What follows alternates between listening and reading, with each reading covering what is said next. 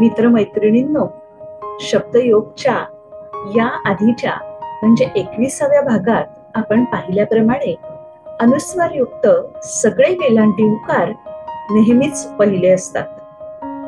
पण जर ते पहिले असतात तर मग अतींद्रिय आणि रवींद्र या शब्दांमधल्या टीची आणि वीची वेलांटी दीर्घ आहे असं का, हे नीट समजून घेऊया.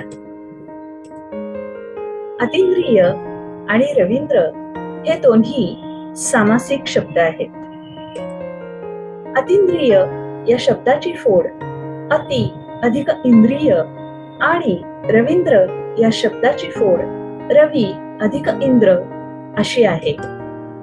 या दोन्ही शब्दांची फोड आपण नीट समजून घेतली तर असं लक्षात येतं की अति या शब्दामधल्या ती या शेवटच्या अक्षरातली ह्रस्व ई, त अधिक ई बरोबर ती, या ती मधली ह्रस्व ई आणि इंद्रिय या शब्दातल्या पहिल्या अक्षरातली ई, या दोन्ही ई एकमेकींसमोर आल्यामुळे त्यांचा संधी होऊन समास होतो आणि ई अधिक ई बरोबर दीर्घ ई आपल्याला मिळते.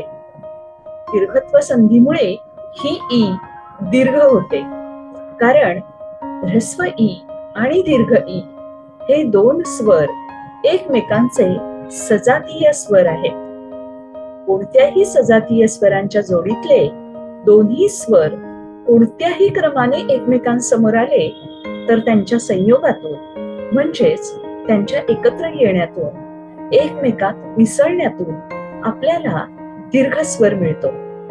हे नीट समजून घेण्यासाठी आपल्या वर्णमालेतले सगळे म्हणजे एकूण 14 स्वर आणि त्यांची वैशिष्ट्य आपल्याला नीट माहीत असली पाहिजे आणि त्यासाठी आपली 52 वर्णांची वर्णमाला आपल्याला तालासुरात पाठ करायला हवी.